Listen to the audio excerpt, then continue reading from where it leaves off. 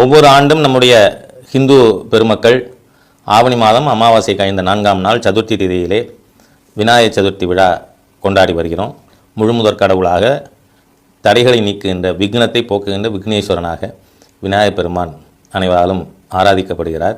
ஔவையார் கூட விநாயகர் அகவல் பாடி அதன் மூலமாக விநாயகர் துதி தமிழகத்தில் மிகப்பெரிய அளவில் எல்லா மட்டங்களிலும் மக்களிடையே ஹிந்து மதத்தில் இருக்கின்ற சம்பிரதாய பேதங்கள் இல்லாமல் விநாயகரை வணங்கி நாம் வர்றோம்.